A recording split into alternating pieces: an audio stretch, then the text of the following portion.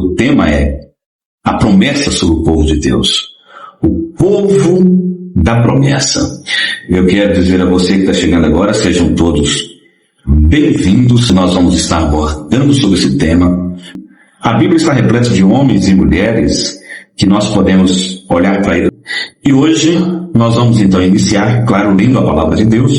Eu convido a você que tem a Bíblia Sagrada na sua casa, você que pode lê-la comigo, a partir desse instante, no capítulo de número 12 do livro de Gênesis. Eu te convido, você que tem a sua Bíblia, a acompanhar comigo essa leitura sagrada. E hoje eu estou usando a Bíblia de aplicação pessoal. É importante falar sobre isso, porque no dia desse nós vamos vir aqui só para falar sobre as multiformes bíblias que existem hoje no mercado brasileiro, as variedades de Bíblia que existe e como elas são importantes. Mas na maioria das vezes elas mudam justamente, não a mensagem é a mesma, mas a linguística, ela fica diferente, pouco palavras que são traduzidas, por exemplo, para a linguagem de hoje.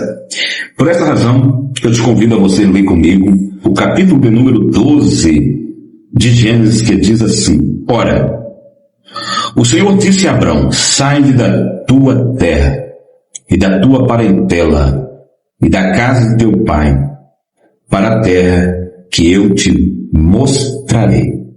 Versículo 2: E far-te-ei uma grande nação, e abençoar-te-ei, e engrandecerei o teu nome, e tu serás uma bênção. E abençoarei os que te abençoarem, e amaldiçoarei os que te amaldiçoarem. E em ti serão benditas todas as famílias da terra. Assim partiu Abrão, como o Senhor lhe tinha dito, e foi Ló com ele.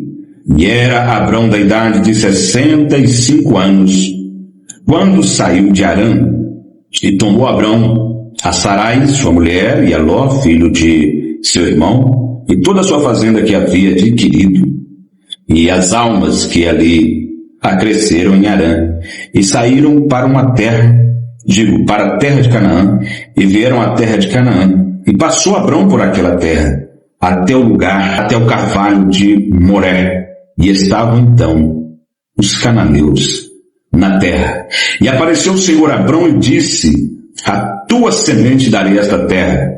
E edificou ali um altar ao Senhor, que lhe aparecera. Somente até aqui, para o nosso introito dessa mensagem, desse tema, desse assunto, que eu acredito que vai ser de grande relevância para todos nós, e nós vamos navegar, vamos melhor dizer, mergulhar nas Sagradas Escrituras a partir desse tema. Não tem como nós falarmos alguma coisa relacionada às promessas de Deus sem citar Abraão. Não tem como, por exemplo, você fazer um mergulho e tentar dissecar esse assunto se nós não darmos uma olhada na vida de Abraão e também do seu filho Isaque, até de Jacó.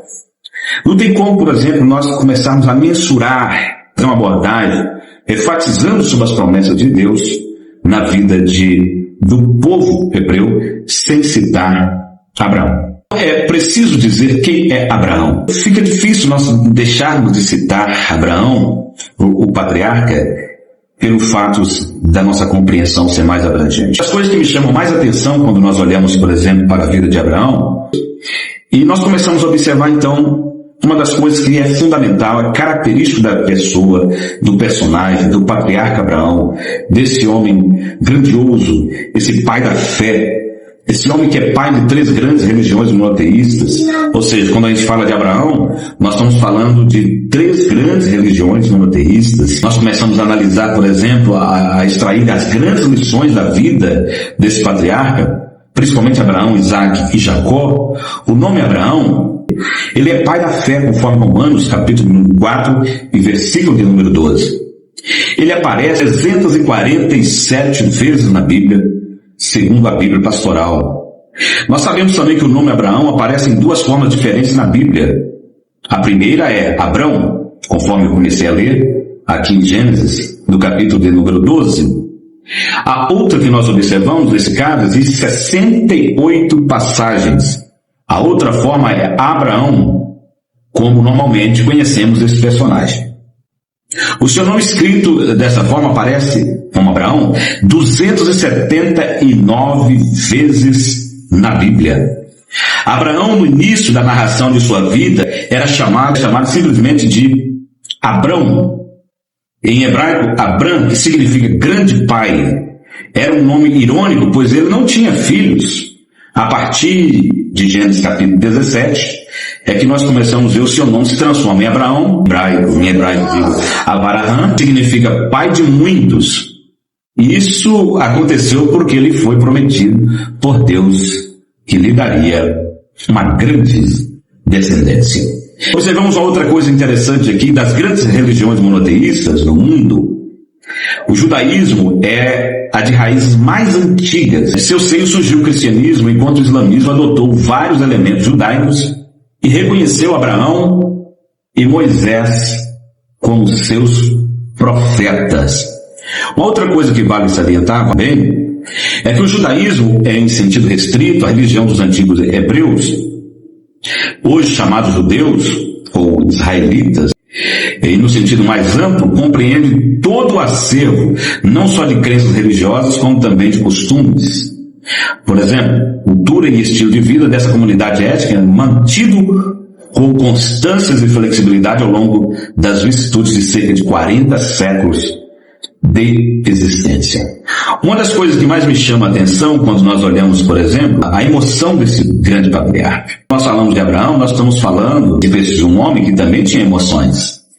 Eu abro até um parênteses aqui para ajudar algumas pessoas que pensam que transferem, que desloca tudo para o mundo espiritual e às vezes não tem cuidado de unir, principalmente no mundo emocional, ou seja, nessa dimensão totalmente horizontal, para ajudar as pessoas que estão passando, às vezes, por momentos de muitas dificuldades e às vezes não conhecem, principalmente, o seu próprio temperamento, não conhece a sua própria personalidade. Quando nós falamos de Abraão, nós estamos falando desse amigo de Deus, esse homem que era um homem de altar, esse homem que era um homem equilibrado de temperamento.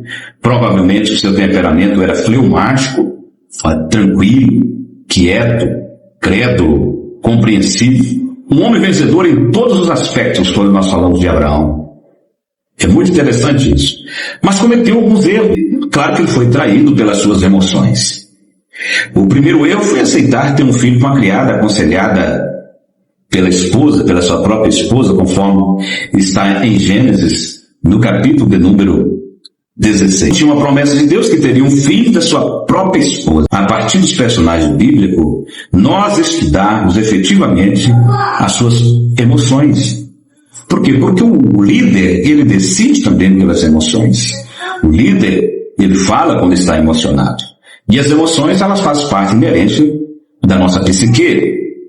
E aí, nós paramos muitas das vezes para fazer uma reflexão, e eu fiz esse adendo aqui, abrindo um pouco esse parêntese, para falar também que Abraão era um homem que tinha emoções, ou seja, era um homem composto de corpo, alma e espírito. Embora ele tinha um temperamento tranquilo, equilibrado emocional, em quase todos os momentos e circunstâncias, aconteceu, como nós falamos, alguns desequilíbrios emocionais, como medo, insegurança, dúvida e outros. Conseguiu vencer tudo e se tornou o grande pai na fé de todos os fiéis da terra. Quando Deus chamou Abraão, Deus chama Abraão, ninguém pode fazer qualquer coisa se não for chamado por Deus.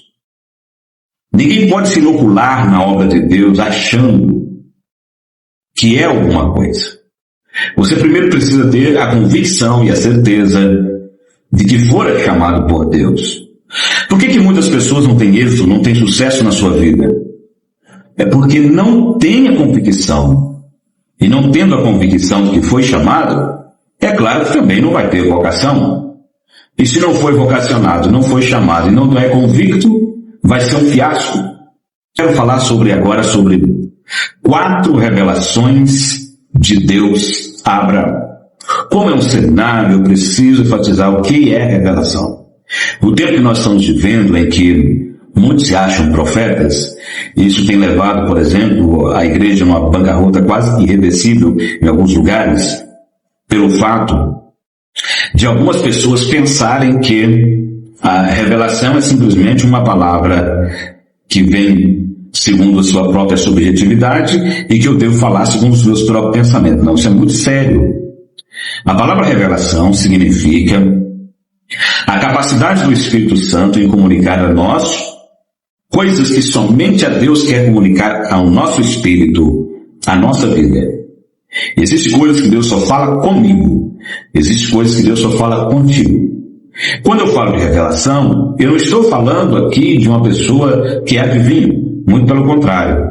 Quando eu falo de revelação, usa de engano para dizer, citar algumas coisas que a própria pessoa sabe. Não. Quando nós estamos falando de revelação, nós estamos falando baseado na palavra de Deus. Quando Deus fala comigo alguma coisa que eu não encontro nas enciclopédias, nos livros, outros que eu leio de outros autores. Quando eu procuro, por exemplo, na Basta, eu não encontro. Por quê? Aí sim, é uma revelação de Deus, que é uma capacidade do Espírito Santo em nos comunicar algo que só Ele quer nos comunicar como fonte de mistério. Um outro sim, que nós queremos falar aqui sobre 4 revelações de Deus a Abraão. Primeiro está em Gênesis, no capítulo 14, versículo de número 22. Está escrito, Deus Altíssimo. Por quê? Porque o nome de Abraão, Abrão quer dizer alto, Abraão, pai de muitíssimos, mas Deus é um Deus Altíssimo.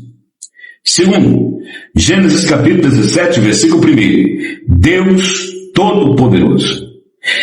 Eu creio que você pode confiar em Deus, porque Ele não só tem poder.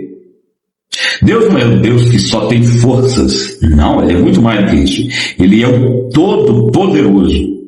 E quando nós falamos do Deus Todo-Poderoso, eu estou falando que Ele pode fazer muito mais do que você está pedindo ou está pensando.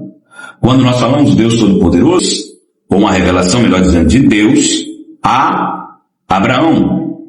Outro sim, Gênesis capítulo 21, versículo 33. Deus é eterno.